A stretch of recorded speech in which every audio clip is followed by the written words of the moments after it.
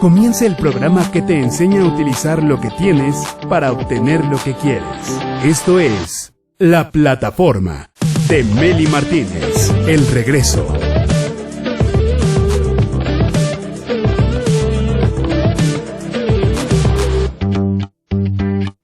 Almas valientes, mentes despiertas, directores de su vida, bienvenidos a La Plataforma.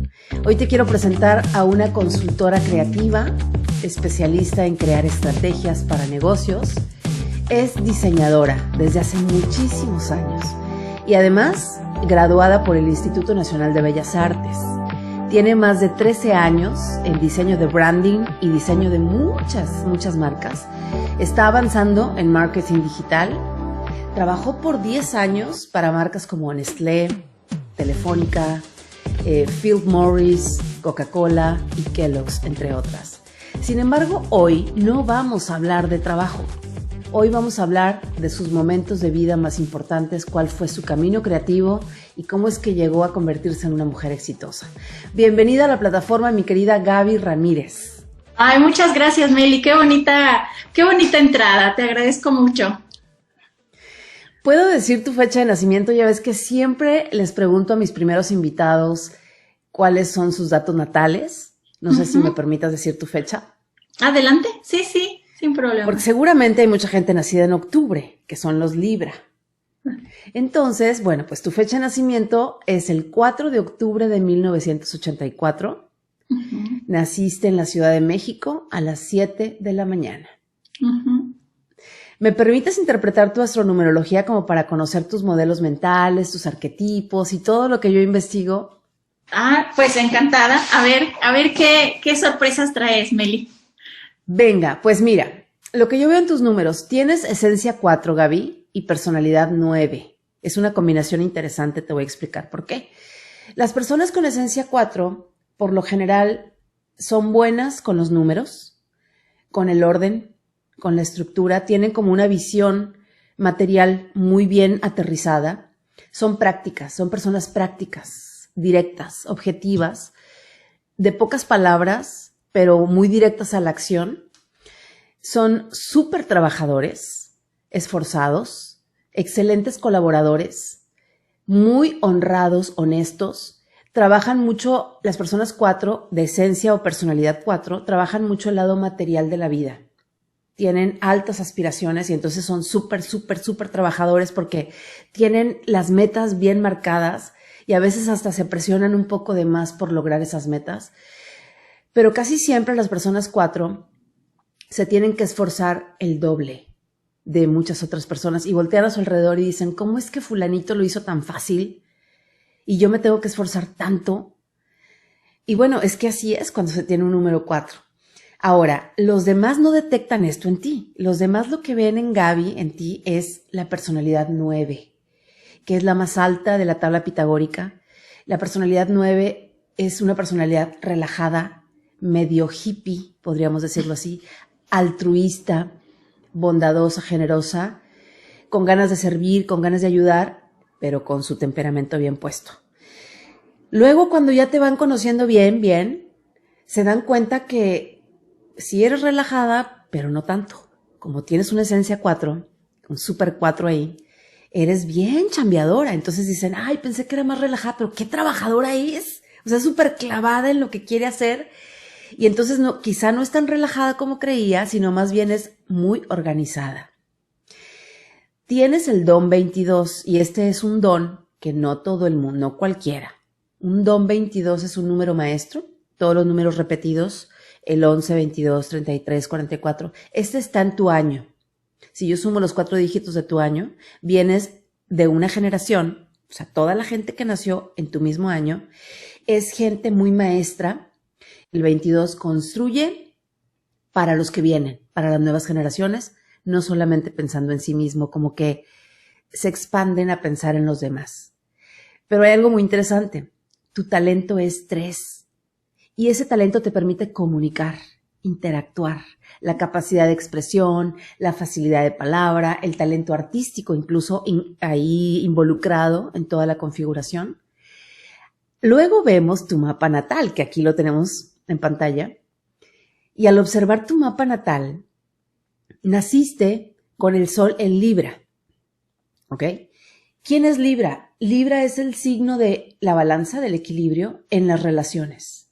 Es el jefe de las relaciones, porque Libra le enseña a todos las relaciones diplomáticas, la diplomacia, el tacto, el buen trato con los demás, ¿sí? Pero como hay 12 sectores de vida en este pastel de 12 rebanadas, según nuestra hora de nacimiento, tú naciste con el sol en el sector espiritual, en el sector más oculto, en el 12. Eso cuando yo lo estudio y cuando veo cartas y mapas así con alumnos y clientes, veo que es gente muy intuitiva, que un poco bruja, o sea, gente como que tiene sueños premonitorios, como que presiente cosas, como que sabe qué cosas van a ocurrir, como que se adelanta un poco a lo que va a pasar. Es gente con buen nivel espiritual o con capacidad para desarrollar su potencial espiritual. Y aunque te gusta la gente, trabajas muy bien cuando estás sola. Te inspiras mucho. Es como los escritores y los compositores, que ellos trabajan cuando están solos. Un escritor no está rodeado de gente para escribir su libro, se tiene que encerrar, se tiene que concentrar, se tiene que inspirar.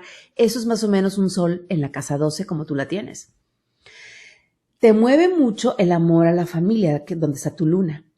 O sea, la familia te mueve mucho, es el deseo de formar la tuya propia, si es que no lo has hecho. Y si ya lo has hecho, maravilloso, estás como dándole satisfacción a tu necesidad emocional de formar tu propia familia. Y vienes a aprender a tener pláticas profundas con los demás, no superficiales. A ti las pláticas superficiales te alejan de tu propósito de vida. Cuando tienes pláticas profundas, es cuando realmente encuentras tu propósito de vida. O cuando tienes pláticas profundas con tus clientes y que se les sale por ahí contarte alguna intimidad, es cuando sale tu lado psicológico. Vienes a aprender a crecer con otros a través de contar tu propia historia y que te cuenten su historia y no quedarte nada más en la superficie, ¿ok? Tu año de la transformación fue a los 27 años, según tus números, una edad en la que seguramente comenzaste a hacerte más consciente de la vida, a saber que estamos aquí de pasada. Es como un salto cuántico o un despertar espiritual donde te haces más consciente de ti y de la vida en general. No sé qué tanto te puedas identificar, mi querida Gaby, porque no nos conocemos, es la primera vez que nos vemos. Sí, claro, claro. Muchísimo, Meli. Parece que nos conocemos desde hace mucho tiempo, como si hubiéramos estado en la misma familia, ahí conviviendo muchos años. Ahora quiero y me gustaría que me platicaras de tu viva voz, cómo ha sido tu vida. Hoy eres una mujer exitosa, plenamente realizada, haciendo lo que te apasiona, lo que amas, lo que te gusta, lo que viniste a hacer. Pero a mí me encanta conocer la historia, cómo llegaste hasta aquí. Y entonces empecemos por tu infancia. ¿A qué jugabas cuando eras niña? ¿Cómo fue tu infancia? Etcétera. Yo me acuerdo mucho que jugaba con muñequitas, esas que les recortabas la ropita y se las ponías como con pestañitas.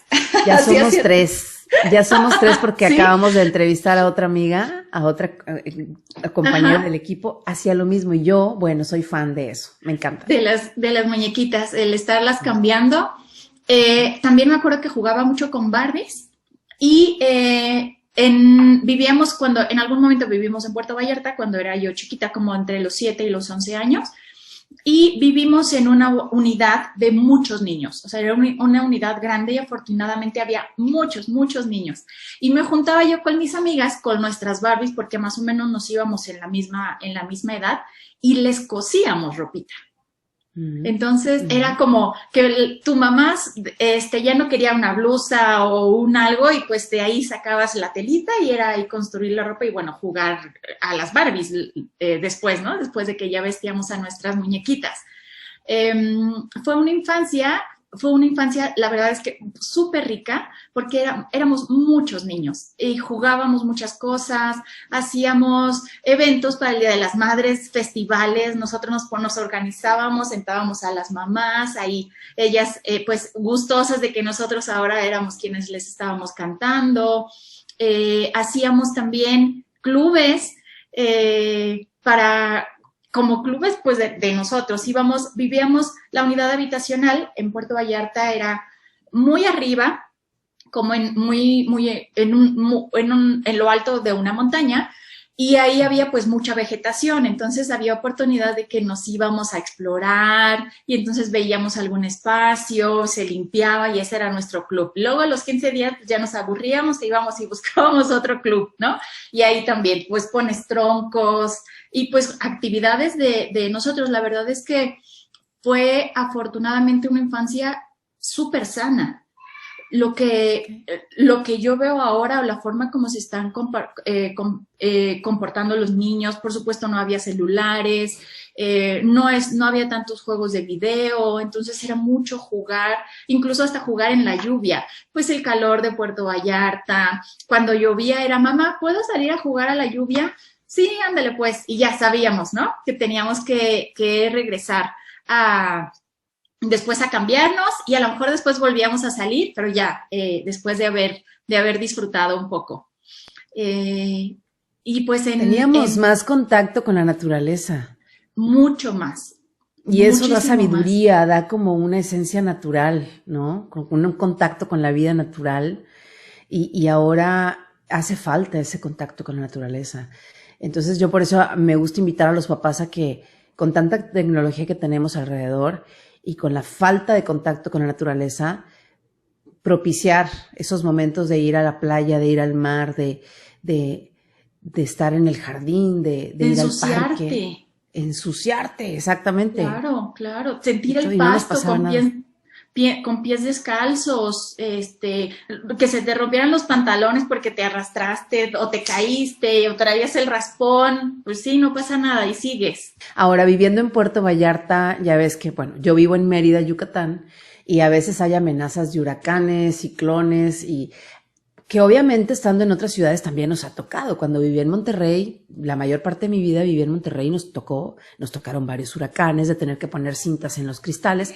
Y fíjate que escuchando a un experto, decía que eso de poner cintas en los cristales está bien, siempre y cuando dejes una ventana semiabierta para que circule el aire, porque si todo está herméticamente cerrado, la casa hace como una especie de, ¿cómo se le puede llamar? Como de presión interna.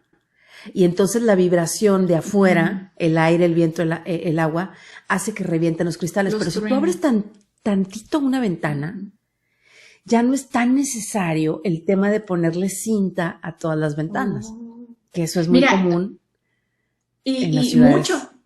Cuestión de física, finalmente, ¿no? Y cómo el mismo medio, las mismas cosas que suceden alrededor pueden impactar hasta que se pueda romper un vidrio o no se pueda romper un vidrio.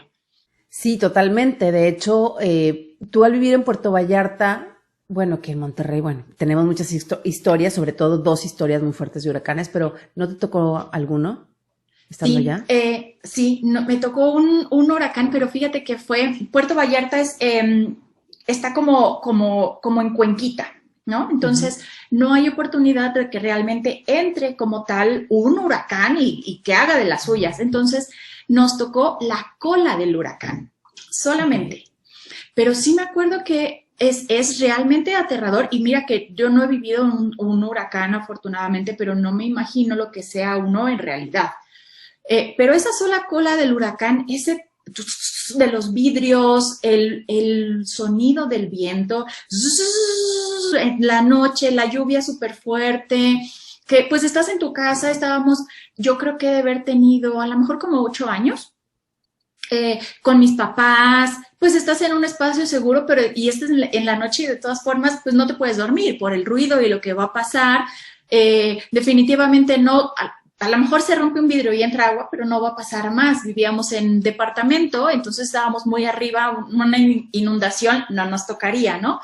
Pero sí es súper, súper impactante el cómo una fuerza de la naturaleza definitivamente es más fuerte que tú, siempre. Total. Sí. Y cómo puede generar pues este asombro o qué va a pasar, no lo sé. Al día siguiente, toda la hierba o todo el pasto que estuviera muy crecido, haz de cuenta que había pasado un gigante y lo había pisado totalmente, o sea, todo pues el mismo aire, la misma fuerza del aire, lo planchó, literalmente lo planchó. Y eso pues nos dimos cuenta porque necia yo, siempre he sido muy responsable. E incluso en ese momento de huracán lo fui. Y al día siguiente yo le decía a mi papá, es que tenemos que ir a la escuela. Y él, no, pero acaba de suceder una cola del huracán, está todo inundado, no, ¿cómo crees? No, sí, tenemos que ir a la escuela. Bueno, pues mi papá muy lindo, entre tanta cosa, pues nos arreglamos, nos llevó a la escuela y ahí definitivamente la escuela estaba cerrada, pues no iba a haber nada. Pero yo con mi necedad o mi responsabilidad desde tan chiquita, que quería a fuerza ir a la escuela porque pues fue entre semana, ¿cómo íbamos a faltar? Ahora entiendes tu super 4 en la numerología, sí, claro. Ese es el 4, es muy responsable, sí. El 6 también lo es, pero el 4 es más serio que el 6, es más aferrado. El 6 es más como divertido, jovial, responsable pero jovial, y el 4 se divierte poco. Entonces, el 4 lo que quiere es cumplir. Sí. Y pues ahí aflora mi querida Gaby. ¿A qué se dedicaba tu papá, ahora que lo mencionas? Él era agente de ventas. Y entonces por su trabajo tuvimos que movernos a Puerto Vallarta y estuvimos 7 y 11, alrededor de 4 años, más o menos, algo así. Y luego ya nos regresamos para la Ciudad de México. Ok. Ya cuando entraste en la adolescencia, ¿cuáles fueron tus retos más importantes? Yo creo que así como en ese momento y cuando estás chavito y estás en ese momento de, pues que quieres pertenecer al grupo de amiguitos, lo complicado para mí era que yo siempre fui en escuela particular, afortunadamente, pero la casa donde vivíamos era de mi abuelo y era una casa muy, muy modesta, a diferencia de la casa de mis amigos con suficientes recursos para pagar una escuela particular. Y a mí me preocupaba mucho esa diferencia de la casa a la mía y la de ellos. Pero como que a pesar de eso y con la poca conciencia que tienes a esa edad y las cosas que te están pasando en la cabeza, yo notaba que mis amigos y mis amigas realmente iban a la casa y estaban a gusto y podíamos comer ahí si es que los invitábamos, o podía yo hacer alguna reunión con mis amiguitas y ellas iban. Entonces ahí yo también empecé a detectar que las personas valen por lo que son realmente. Como que había una dualidad en mí, pues desde luego chiquita, el querer pertenecer y no me veo igual que ellos, cosas así, pero yo empecé a detectar eso que fue realmente importante para mí, el cómo realmente la amistad se genera a pesar de todo, a pesar de cualquier nivel socioeconómico. Si alguien es realmente tu amigo, ahí va a estar contigo y te va a estar acompañando. Eso recuerdo. Lo que me estás contando ya es en Ciudad de México, en el Estado de México. Sí, en la Ciudad de México. Ok, pero ¿en qué momento dejas Puerto Vallarta para regresarte al Estado de México? Mis papás se separaron. Mis papás se separaron y ya nosotros nos venimos para acá, para vivir con mis abuelos. Entonces, te quedaste con tu mamá. Ajá, y mi hermano. Tú y tu hermano. Ok, se quedaron a vivir con tu mamá en casa de los abuelos. ¿Y qué pasó ahí? ¿Qué sucedió con la vida económica? Porque entiendo que vivir con los abuelos está padre, es bien lindo, porque los abuelos son como magos en nuestra vida, ¿no? Son como ángeles en nuestra vida, en la mayoría de los casos, habrá excepciones. Pero, ¿qué aprendiste ahí? ¿Cuáles fueron los retos? Fue una situación complicada, lejos de esta diferencia con los amiguitos. La verdad es que puede ser el menor de las complicaciones. Y realmente, pues, quien lo padeció fue mi mamá en el sentido económico, ¿no? El tener que sacar adelante a sus 2 hijos. En aquel entonces, pues, la esposa no trabajaba. Y era muy normal que no trabajara, y entonces mi mamá se enfrentó con ese rompimiento y ahora te empezara a tener que trabajar. Pero ella siempre ha dicho que ella ella no quiso meterse a trabajar a una oficina como tal para no descuidar a sus hijos. Entonces, pues estuvo haciendo un montón de cosas, por supuesto, con todo el apoyo de mis tías, que han sido un sol y siempre han estado al pendiente de mi mamá. Son 4 hermanas, bueno, 4 hijas y 2 hijos, pero las 4 hijas son uña y mugre. Bueno, eran, ya una de mis tías ya falleció, pero eran así, como muéganos, todo el tiempo juntas, compraban hasta cosas juntas de cocina. Entonces, ellas siempre han sido un gran soporte y una gran ayuda para mi mamá. Por supuesto, pues la familia que siempre está contigo te ayuda y te motiva de una u otra manera. Y por supuesto, mis abuelos, el habernos, pues de alguna forma acogido en su casa, pero bueno, todo el crédito, por supuesto, pues lo tiene mi mamá. El buscar una forma de darnos de comer y de otra forma vendió tamales, y que ahora nos reímos porque no le compraban y sus hijos se comían los tamales. Entonces estábamos en la noche que nos íbamos a la avenida cerca de la casa para que ahí mi mamá vendiera los tamales. Mis abuelos también salían con nosotros, pues nos sentábamos ahí en el puestito a vender los tamales, y en el momento en que pues no pasaba gente o algo, simplemente te da hambre, mamá, ¿me das un tamal? Pues sí, aquí está el tamal, ¿no?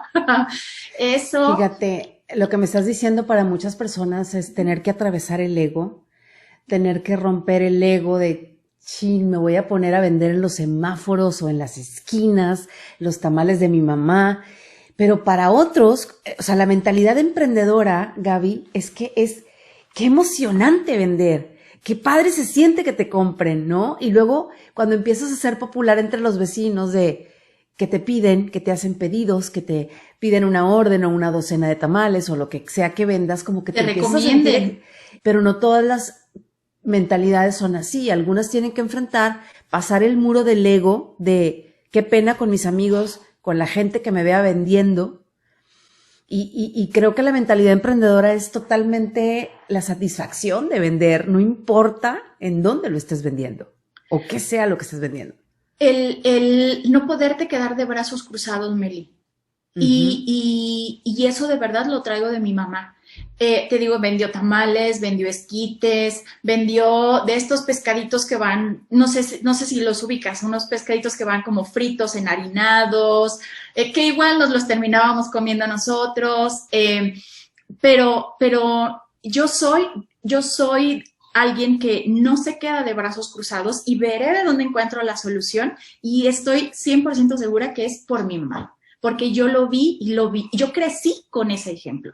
Entonces, sea la razón que sea, o si es un proyecto, si es con un cliente, si es una situación de vida, algo tengo que hacer, y hasta se me ocurren diferentes soluciones. En el día a día, de cosas tan sencillas hasta en la comida, bueno, tengo tal ingrediente y puedo hacer 1, 2, 3, 4, 5 soluciones con este mismo ingrediente. Es generar siempre soluciones totalmente. Muy bien. Ahora, veo que en tu numerología también tienes un lado muy artístico en respecto a tanto todo lo que se relaciona con el arte, pintura, danza, escultura, lo que sea que de arte, pero también está muy involucrada la música dentro de tus números. ¿Tienes contacto con la música? ¿Qué tipo de música te gusta? Fíjate que tuve contacto, ya actualmente no, pero sí tuve contacto. Yo creo que alrededor como de los 12 a los 15 años, más o menos, estuve en un grupo de pop, más o menos. Oh, wow. Era totalmente de pop, éramos cinco chicas. Yo me acuerdo perfecto que tenía una amiga en la secundaria que le gustaba mucho cantar. Su tía tenía un grupo para tocar en eventos y ella cantaba, y a ella siempre le gustaba, y ella decía, es que yo quiero ser artista. Y ella entonces un día nos invitó a las amigas de la escuela porque iban a ver una audición para un grupo de pop con personas de nuestros rangos de edades. Yo me acuerdo perfecto que le dije a mi mamá, oye, mami, ¿me dejas ir para allá? Y ella, ¿pero a qué vas a ir si a ti ni te gusta esto? Pero por supuesto que yo tenía que ir, si iban a estar mis amigas, pues tenía que estar ahí, ¿no? Entre audición y audición, después ya me quedé y estuvimos con ese grupo, estas cinco chicas, te digo alrededor. ¿Cómo se llamaba el grupo? NYX. Okay. NYX. Significaba diosa griega de la noche, madre del día y del aire, una cosa así. Algo okay. Por ahí era el grupo NYX. Fue, por un lado, yo creo que ahí nuevamente traigo este sentido de trabajar duro, de seguir haciendo más cosas, porque yo recuerdo muy bien que fue justo la temporada en donde todas las compañeritas de la escuela cumplían 15 años. Entonces era fiesta tras fiesta tras fiesta y nosotros no íbamos a las fiestas. Nosotros ensayábamos. O era que fin de semana ensayar el sábado, otra vez el domingo, o irnos a alguna feria de pueblo, porque nos presentábamos en alguna feria a poder cantar, y pues eran ferias alejadas de aquí del Estado de México, a lo mejor unas 3 o 5 horas de ida, más el baile y demás, y otras 3 o 5 horas de regreso. Entonces era pues todo el día prácticamente ahí, pero eso sí, nunca padecí yo hubiera querido estar en la fiesta de fulanita, o hubiera querido estar haciendo cosas de mi edad, porque al final yo seguía estando con mis amigas. Y al final seguía estando mi mamá también ahí conmigo, porque eso sí, nunca nos dejaron. Ya sea que si alguna mamá no podía ir, iba a lo mejor mínimo 3 mamás de 5, pero siempre estaban ahí al pendiente. Sí, no vaya a ser que se toparan con un Sergio Andrade por ahí o algo, y estuvo perfecto que las acompañaran. Y es que fue justo como cuando empezó a sonar esa noticia, yo creo que a lo mejor unos 2 años después, entonces obviamente mamás súper alertas en el tema. ¿Y se acabó el grupo? ¿No continuaste? ¿Seguiste? ¿Ganaron lana? ¿Cobraron? ¿Qué onda? No, desde un principio, nos vendieron la idea de que, pues, al empezar, que no ganas dinero, etcétera. Entonces, pues sí fue mucho invertir, obviamente, por parte de los papás. Invertir en la grabación del disco, el estudio, el cambio de imagen, fuimos a que nos hicieran un rediseño, el vestuario, era invertir. Cada salida era estar invirtiendo también, generando pues, los viáticos, ¿no? Para tantas salidas, y sabíamos que no nos iban a pagar. Pero después, en algún evento de un fin de semana, que probablemente fueron mamás y papás, no sé cómo fue que los papás hombres se enteraron que sí pagaban. Okay. Y en las ferias, estas ferias de pueblo, le pagaban al representante, pero el representante no le pagaba, pues, a nosotros o a los papás, ¿no? ¡Qué cabrón! Ahí los papás, por supuesto, que se pusieron para atrás. Empezó ya ahí pues obviamente a molestarse con el mismo representante, empezaron a haber problemas. Yo ya no estaba tan contenta, yo ya estaba cansada. Habían sido, te digo, como 3 años de verdad mucho trabajo y mucho tocar puertas, mucho ensayar. Y finalmente, pues también no nos estaba dando nada de dinero. De alguna manera yo también, pues a esa edad yo creía que iba a ser el medio como para que a mis 14, 15 años yo pudiera tener mucho dinero, ¿no? Claro. Como que era la forma que yo decía, pues sí, es que a esta edad esto puedo tener. Y cuando vi que no existía realmente y que ya estaba cansada, más esto de que no nos pagaban, definitivamente yo hablé con mi mamá y le dije, yo ya me quiero salir del grupo. Bien. Hablé con todas las compañeritas, con los papás, con el representante, y yo me salí. Me acuerdo que después de que hubo este tema de que no nos pagaron, pues bueno, ya la siguiente vez ya nos empezaron a pagar. Y me acuerdo que nos pagaron, ya creo que fue de hecho mi última presentación, 250 pesos. De un evento al que fuimos, como a una discoteca pequeña, o como una tardeada, como que estaba en aquel entonces mucho las tardeadas, y nos pagaron esos 250 pesos y fue todo. Y yo ya dejé totalmente el grupo. Las chicas continuaron por un momento, pero ya después, conforme también fueron creciendo y teniendo sus actividades, se fue disolviendo. ¿En qué momento empezaste a descubrir tu pasión, tu carrera, tu vocación? De diseñadora. Como diseñadora, exactamente, creativa. Yo creo que fue en la prepa. No sé por qué, creo que ahí fue un cambio realmente de lo que estaba sucediendo con mis amigas y cómo era yo. Fue un cambio totalmente, como que empecé a yo tomar mi propio camino. Me empecé a vestir de manera diferente que ellas. Yo traía pantalones súper acampanados, mangas también súper largas, muchos collares. Yo vivía la vida libre, siempre muy enfocada en la escuela y demás, pero la forma en como yo me vestía y las cosas que empezaba a leer y que empezaba a ver, me empezó a gustar el pintar al óleo. Conocí, por ejemplo, a Frida Kahlo, entonces yo era súper, wow, Frida Kahlo y la Casa Azul y compraba libros y pintaba. Y siempre he sido como de hacer manualidades, incluso con mis primos chiquitos, que a lo mejor les llevo yo más de 10 años, cuando estaban en casa de mis abuelos hacíamos papel reciclado juntos, pintábamos cosas, como que siempre he tenido esa habilidad. Eso es muy del 9, ¿eh? O sea, el 9 es muy hippie, el 9 ya pasó por todos los números anteriores y ya se siente como más allá del bien y del mal en el aspecto relajado de la vida, el tener contacto con el arte, el empezar a ser auténtico, ser más él mismo, ella misma. Y entonces todo esto que me hablas me estás describiendo literalmente la personalidad 9 que tú tienes, justamente. Sí, me gustaba eso, y siempre fui, te digo, creativa. Me hacía yo misma mis propios collares. Entonces fue como irme encaminando, ir encontrando hacia dónde quería ir. Y un día dije, yo quiero estudiar arte. Y mi papá, no. Por supuesto que no vas a estudiar arte. Sí, yo quiero estudiar arte. No, eso no, busca otra cosa. Yo ya estaba en el área de artes y humanidades, ya en el último año de la prepa, en el que ya que te dividen en el área para irte encaminando hacia tu carrera. Y ya estaba yo, te digo, en artes y humanidades, y ya como, bueno, ¿qué voy a estudiar? Arte no vas a estudiar. Entonces me di a la tarea de buscar algo más. Se me ocurrió arquitectura. Yo dije, pues como que arquitectura, como que medio por ahí va. Y bueno, entonces que sea arquitectura.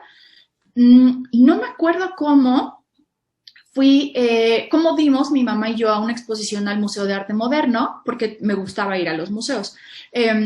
Y fuimos al Museo de Arte Moderno, justamente era una exposición de arquitectura, y en el momento en el que yo entré y vi como los planos, las maquetas, todo tan cuadrado, dije, no, esto no es lo que yo quiero. Pero fue inmediatamente, exactamente en ese momento. Descubrí que no era lo que quería, y entonces me quedé como, bueno, ¿y ahora qué será? Y otras compañeritas de mi misma área de la escuela empezaron a investigar escuelas, pues estábamos en la misma área y nos empezamos a compartir información, y fuimos juntas a la Escuela de Diseño de Bellas Artes. Y ahí fue que conocí mi escuela. Y de nosotras tres que fuimos, ellas se fueron creo que a la UAM, y yo participé en la convocatoria para poder tener un lugar aquí en Bellas Artes, y ahí sí tuve la oportunidad de quedarme. Súper interesante. Y entonces ahí fue cuando tuviste contacto con el diseño, cuando tuviste contacto más en el arte a nivel profesional, ¿no? Sí, y más teniendo en cuenta en saber muy bien la diferenciación de que en el diseño pues resuelves realmente cosas para un cliente. Y el arte es más subjetivo, más yo quiero decir, esto es yo como me quiero expresar, pero el diseño no, y involucra un montón de cosas. Y afortunadamente tuve la licenciatura, estudiamos diseño gráfico, textil e industrial. Era de los tres. Entonces sí me dio totalmente un panorama distinto de cómo ver un proyecto como tal, y preguntarme un montón de cosas que incluso ya en el trabajo, cuando yo ya tenía a cargo equipo, yo notaba que les hacía falta esta visión general de, bueno, ¿y dónde se va a poner? ¿Y qué se va a hacer? Nada más es como desarrollar el gráfico ya. Y yo siempre me preguntaba más cosas porque lo veía casi tridimensionalmente, ¿no? Ok, excelente. Es donde te das cuenta que es lo tuyo porque empiezas a encontrar soluciones, empiezas a pensar en lo que haría el cliente, en lo que le podrías recomendar y es cuando la pasión se empieza a desatar, ¿te das cuenta? Así es. Ahora, ¿tú vivías en la misma ciudad donde estabas estudiando la carrera, cerca de tu mamá? ¿Vivías con tu mamá o cómo? No, fue súper pesado, pero bueno, tienes 20 años, a los 20 años todo puedes, ¿no? Claro, salud por eso. Sí, yo vivía en el Estado de México, mi mamá, más bien la escuela estaba en el Distrito Federal. Puede estar muy bien conectado el Estado de México y la Ciudad de México, pero son distancias muy largas, entonces eran mínimo en la mañana 2 horas de ida, estaba yo en la universidad y luego 2 horas o 2 horas, hasta 2 horas y media de regreso por el tráfico, ¿no? Porque era... Para el resto de los mortales, mi querida Gaby, eso es como ir de una ciudad a otra ciudad. Totalmente. Literalmente. Totalmente. Más la escuela. Dormía en el camión. Mi mamá me llevaba muy temprano a tomar el camión que me llevaba al metro para poder llegar al DF y pues dormía esas 2 horas en el camión y luego de regreso también me tocaba sentada y el camión que tomaba me llevaba casi a la parada de mi casa. Tiempo, ¿ese camión era exclusivo de la escuela o era un camión urbano para todos, un colectivo? Urbano para todos, que lo tomaba de ahí de la parada del metro. Con esa preocupación que las mamás tienen cuando son así como la tuya, como la mía, no, llega un punto en el que ya tienes que soltarlos aunque te dé pavor que agarren un camión en la Ciudad de México y que no sabes si los van a asaltar o qué va a pasar, ¿no? Sí, y con el riesgo, esto que se está viendo ahorita, que las mujeres nos estamos levantando, me sumo también a, no quiero que me digan cosas, sí, es que, y voltear, esto ha sido siempre, y el riesgo de que tú venías en un camión y que probablemente alguien te podía tocar, que afortunadamente a mí nunca me sucedió, pero ir en el metro de la Ciudad de México, que vas así y no sabes a quién tienes al lado, etcétera, ese riesgo siempre estuvo, pero bueno, a lo mejor estoy asumiendo por mi mamá, ¿no? Pues es que llegaba un momento en el que ya no podía ella llevarme hasta el DF, definitivamente, o sea, ya era también invertir de su tiempo, y yo creo que tú ella ya estabas grande, o sea, ya además, tenías 20, ¿no? Sí, sí, yo entré a la universidad a los 18. Okay. Sí. ¿Y luego qué pasó? ¿Que seguiste así toda la carrera? Qué difícil. No, sí fue complicado ya en cuestión de tiempo, en cuestión de sueño fue complicado, pero me acuerdo mucho también que mis amigas me hicieron como cuentas de cuántas horas de mi vida había yo invertido en el transporte público. Y una de ellas, que durante muchos, muchos años fue mi mejor amiga, una de ellas me dijo, así, porque nos hablábamos, güey, es que ya podrías eso estarlo trabajando. O sea, ya métete a trabajar, cámbiate acá a la Ciudad de México, métete a trabajar y empiezas tú a generar dinero, y ya duermes más, porque pues definitivamente no dormía, ¿no? Y me metió la cosquillita. Además de que yo sabía que pues podía quitarle probablemente esa carga económica a mi mamá si yo ya me hacía cargo de mí misma. Y hoy lo veo como, ¡qué bárbara! No visualizas, ahora que ya tengo el negocio y que ya empiezo a ver, y entonces, ¿de dónde va a salir esto? ¿De dónde vamos a tener el dinero? No sé qué, ¿no? Pero esa mentalidad, por supuesto, a los 20 años, que fue cuando yo hablé con mi mamá y yo me fui a vivir solita al DF, esas cosas no las ves. Encontré un trabajo de medio tiempo.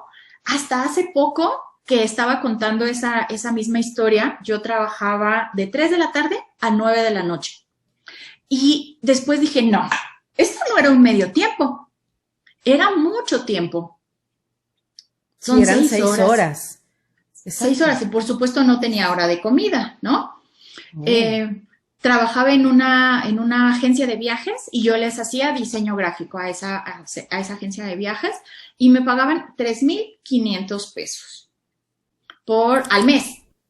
Como si fuera un medio tiempo y además como si tuvieras bastante espacio para comer cuando no eras. Ándale, sí. Yo salía de la escuela a las 2 y era irme corriendo al trabajo y pues comer en el Inter o comer en la cafetería. Y ya estabas viviendo cerca de la escuela. Sí, ya vivía cerca. Sí, una amiga tenía un departamento que sus papás no estaban ocupando y ella nos lo rentó a mí y a otra amiga. Sí, me acuerdo que nos ayudó muchísimo porque era una renta muy, muy simbólica, pero fue realmente difícil porque creo que yo pagaba como 1,000 pesos de renta, pero me quedaban 2,500 pesos. Hoy que hago cuentas digo, qué barbaridad, ¿cómo hacía? Pues pagar transporte y pues alimentos y material, ¿no? Porque a pesar de que ya estaba yo viviendo sola, tampoco fue que yo hubiera agarrado la fiesta. O sea, era dedicarme a mi escuela y probablemente el fin de semana regresar al Estado de México a quedarme con mi mamá, ¿no? Y luego otra vez me regresaba a mi casa. ¿Cómo le hacía del dinero? No lo sé, no lo sé. Pero hoy puedo decirte, Meli, que estoy súper agradecida porque ni un solo día me quedé sin comer. Pasé muchos antojos y muchas cosas que tú dices, ay, me quiero comprar tanto, pero no puedo o lo tengo que guardar para el camión. Pero ni un solo día me quedé sin comer. Y eso para mí es como un motor, como de verdad algo que yo puedo agradecer a la vida de haya pasado lo que haya pasado y te estoy contando ahorita. Siempre había tamales, esquites. Me acuerdo muy bien que un día me gustan mucho los champiñones y amo las quesadillas de champiñones con queso. Y entonces vivía en un departamento y abajo había un puestito de quesadillas. Tú sabes el olor, subía el olor delicioso de las quesadillas y yo quería una quesadilla de champiñones con queso, pero no me la podía comprar. Porque tenía que guardar para mis pasajes porque todavía no era quincena y a lo mejor faltaban unos 3 o 4 días para que me volvieran a pagar, ¿no? Y el aroma que llegaba, es lo peor que te puede pasar. Y yo quería mucho esas quesadillas y solamente tenía una caja de cereal con cereal adentro, pero no tenía leche y no podía tampoco bajar a comprar leche porque iba a desacompletar también para todo lo que restaba para poder llegar a la quincena.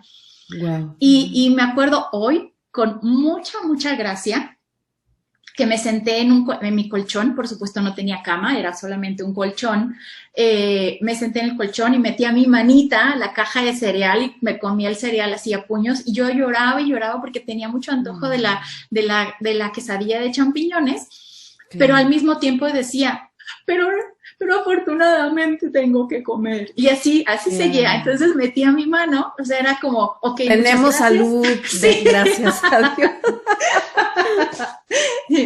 Y te digo, hoy me da mucha gracia porque realmente reconozco que la carencia que viví fue solo el antojito. No realmente padecer hambre, que ahí sí creo que hubiera sido algo mucho más complicado. Y acuérdate, y lo has vivido, yo creo que todos hemos atravesado por esos momentos tan complicados donde la crisis es lo que nos lleva a la creatividad. Los mejores proyectos, los más grandes de la humanidad, han nacido justo en medio de una gran crisis. Entonces, esas crisis personales que todos hemos enfrentado, me parece que es cuando hemos activado la creatividad, porque no queda otra. Cuando se va la luz y no podemos conectarnos a la computadora, ni al internet, ni a las redes sociales, ni al WhatsApp siquiera, a veces si no traes datos ya te fregaste. Volteamos a vernos los que estamos presentes ahí en tinieblas y ¿qué hacemos? ¿No? Pues vamos a salir, ¿no? A contar chistes. Vamos a buscar velas y a contar chistes. Cuéntame historias de misterio, ¿no? Sí. Y entonces yo siempre digo, cuando se va la luz, regresa la creatividad. Y esa falta de luz en las crisis es eso, ¿no? Exactamente, te ayuda a encontrar soluciones y porque de otra forma no necesitarías encontrar la solución. Tú ya estarías caminando por un caminito definido, pero en el momento en el que ese camino se trunca por la razón que sea, por irse la luz simplemente, a ver, y entonces, ¿cómo tengo que reaccionar? ¿Qué tengo que hacer diferente? Me parece maravilloso. Y luego ya ahora vayamos a la actualidad, mi querida Gaby, una mujer pues que has demostrado con tu trabajo y con tu creatividad esa pasión que le tienes a lo que haces, al diseño sobre todo. ¿Qué tipo de trabajos realizas? Porque bueno, ya platicamos que estuviste trabajando en Kellogg's, estuviste trabajando en empresas muy reconocidas, muy grandes. Ahora, ¿qué haces? Tienes tu propia empresa, ¿no? Así es. Tuve la fortuna de tener experiencia en diferentes despachos, tanto de comunicación interna, de empaque, en algunos de ellos muy, muy buenos jefes que me daban oportunidad de aprender muchas cosas y justamente liderar equipos que a su vez desarrollábamos creatividad o estrategias para marcas como estas.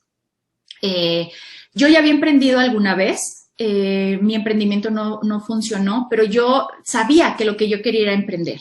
Y es como si todo el tiempo hubiera yo estado pensando en esto, y a pesar de que mi primer emprendimiento no funcionó, yo sabía que quería seguir emprendiendo. Entonces me seguí capacitando, descubrí qué cosas había hecho mal, qué cosas debería cambiar, y yo seguía aprendiendo. Y un día, después de tomar coaching, donde ya me pude enfocar mucho más y donde yo ya pude identificar realmente mis habilidades, pero yo había estado construyendo también mi negocio a la par de mi trabajo, o sea, yo ya llevaba las dos cosas. Les decía a mis amigos, espérame, es que termino el primer turno y voy con el segundo turno, ¿no? Wow. Porque yo seguía atendiendo a mis propios clientes. Y un día que ya me sentí suficientemente segura, que lo reconocí con el coaching, por fin pude renunciar a mi trabajo y entonces ya emprendí de tiempo completo en Propia. ¿Cómo se llama tu empresa? Propia. Propia. Propia. Bien. Y platícame cuáles son todas las cosas que más hacen en Propia. En Propia estudiamos el modelo de negocio de nuestros clientes, particularmente empresas en crecimiento o aquellas que necesiten generar un nuevo producto en el mercado. Estudiamos muy bien sus valores, estudiamos las personas a quienes se están dirigiendo para poder entregarles una personalidad de marca que realmente los ayude a conectar con su audiencia. Entender muy bien quién es su cliente potencial, este cliente qué es realmente lo que está buscando y cómo el producto o el servicio de nuestros clientes les pueden ayudar a satisfacer realmente necesidades y a conectar emocionalmente. Porque ahora no nada más se trata de que podamos vender un producto o un servicio, sino también poder decirle a nuestros clientes, oye, yo tengo esto para ti, pero además te entiendo. Y empatizar es una parte súper importante de nuestros procesos, de nuestra metodología de trabajo, en donde justamente lo primero que hacemos es entender a nuestro cliente, conocer muy bien su negocio y entonces sí podernos sentar a analizar o poder definir el propósito de su marca y luego entonces cómo va a hablar la marca, cómo va a conectar, cómo se va a ver, con qué colores, cuáles son los mejores colores que le representan y ya teniendo todo esto claro, entonces sí cómo se va a comunicar ya en todos los medios. ¿Sabes qué? Esto se relaciona mucho. Me han buscado varios diseñadores de marcas y de branding porque hemos trabajado en equipo para poder ver la numerología del nombre de las empresas, que la mayoría de las empresas enormes, gigantes, hacen el estudio de la numerología. Entonces, hay muchas coincidencias en los números respecto a los nombres de las empresas más famosas a nivel mundial. Entonces, últimamente se ha puesto mucho en boga el conocer la numerología de una marca y estaría muy interesante que algún día diéramos un curso juntas y viéramos. Me encantaría. Ese tipo de situaciones porque es algo que cada vez tiene más presencia, incluso ya para saber cuál es la numerología de los puestos de trabajo, qué carácter se requiere y demás. Pero esto de las marcas es fascinante, ¿no? Los colores, logotipos. De hecho, agregarle un número a una marca ya te cambia todo la energía de la marca y es muy interesante. Entonces, por ejemplo, si un cliente llega a tu vida, a tu despacho, Gaby, con tu equipo, ustedes principalmente le ayudan a diseñar la identidad corporativa o cómo se le puede llamar. Ajá, siempre decimos que una marca debe vender por sí sola, sin necesidad de que el empresario esté presente y todo el tiempo la esté presentando y todo el tiempo esté diciendo, mira, nosotros somos tal empresa y hacemos tal y cual cosa. Para que una marca pueda vender, pueda empezar a hablar sola y venderse por sí sola, hay que estudiar realmente cuáles son estos rasgos y hay que construirle una personalidad, como si fuera totalmente una persona que nosotros queremos moldear. Y entonces esta persona debemos definir a quién se va a dirigir, cuáles son los retos en su mercado y entonces qué características debe de ir teniendo esta marca que vamos a ir construyendo, si va a ser una marca cordial, si va a ser una marca muy creativa o probablemente hasta una marca irreverente porque reta a su público todo el tiempo, a lo mejor. Y con base a eso, entonces, ir uniendo justamente después ir creando esta comunicación, ¿no? Ya para poder dar pie a todas las estrategias que nos pueden llevar a darle branding total. Porque una cosa es personalidad de marca, es nada más definir esto y ya después cuando lo alineas con estrategias para poder conectar, entonces ya estás generando branding. Es decir, una marca es como un personaje en una película o en una obra de teatro. Hay que analizar el personaje. Así si es irreverente, si es bondadoso, si es compasivo, si es misterioso, si es oscuro, si es luminoso. ¿Cómo va a hablar?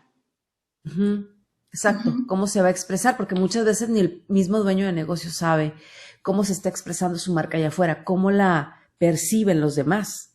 Así es. Ustedes le dan... Ajá, dime.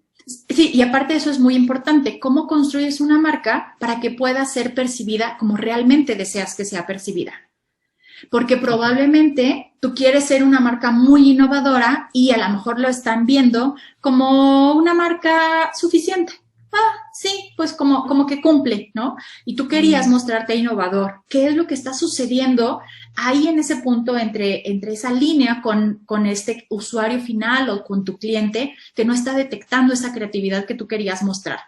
Por dar un ejemplo, ¿no? O seriedad, una marca que no está dando confianza y lo tiene y dice, sí, puedes confiar en nosotros, pero la verdad es que a lo mejor no. Hay que identificar qué sucede ahí.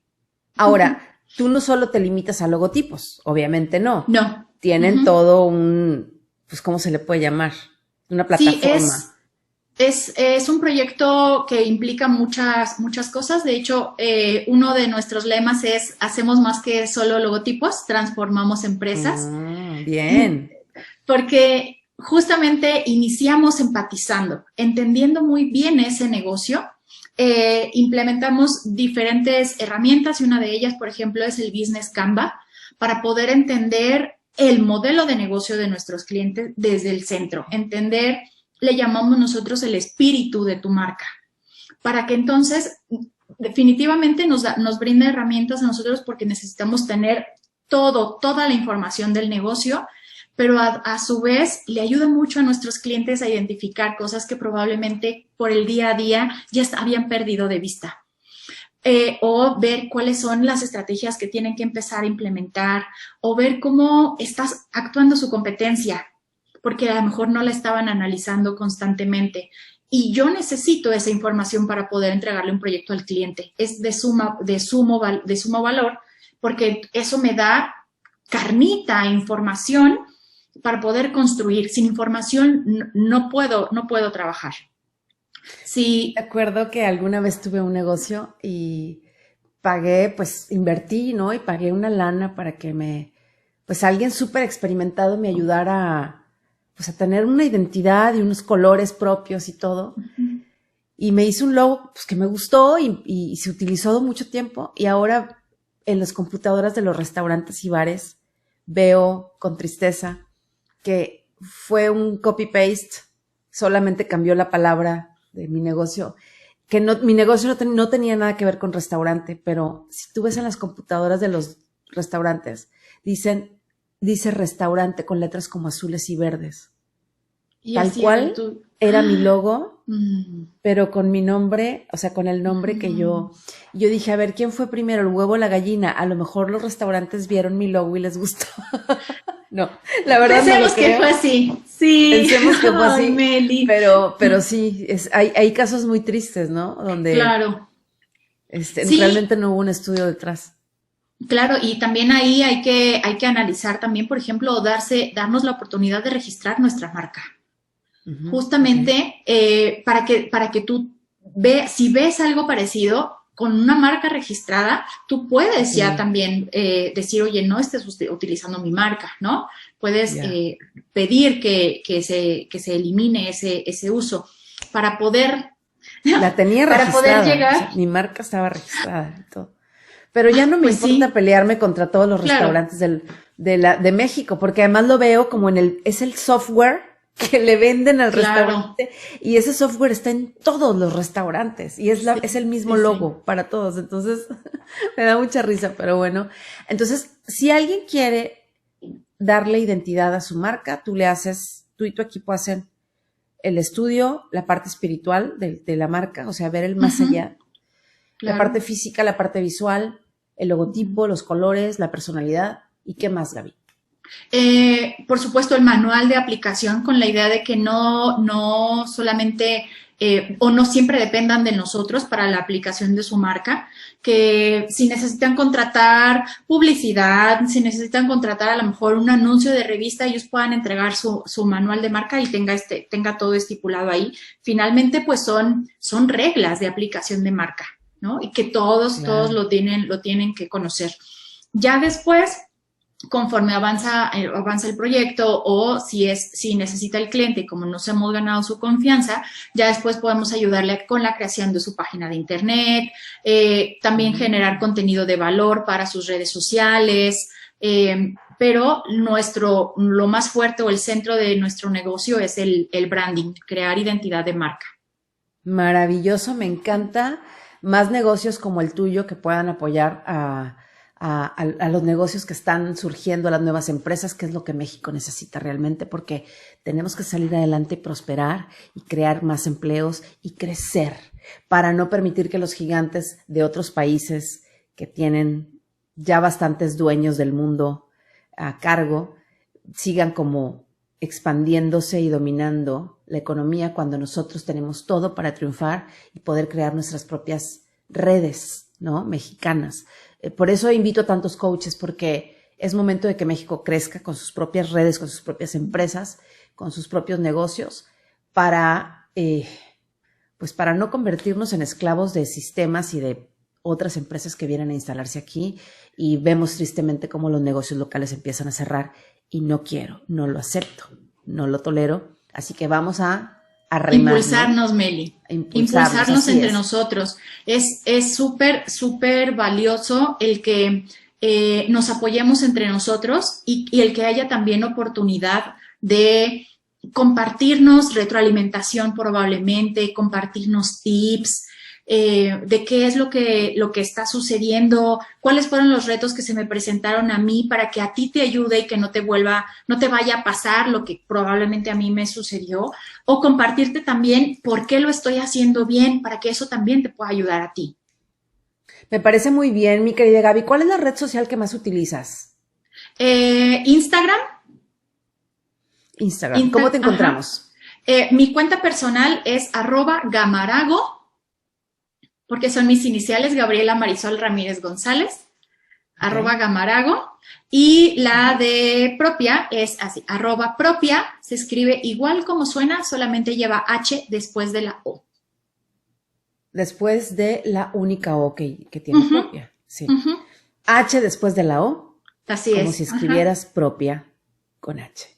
Maravilloso, ahí te encontramos, ahí te buscamos, te escribimos, y a todas las personas que nos están acompañando en esta transmisión, quiero dar las gracias por quedarse hasta aquí con nosotros. ¿Algún descuento, algún regalo, obsequio que pueda? Por supuesto, sí. Si nos comentan, es que lo vi en la plataforma con Meli, por supuesto. Te la mejoro.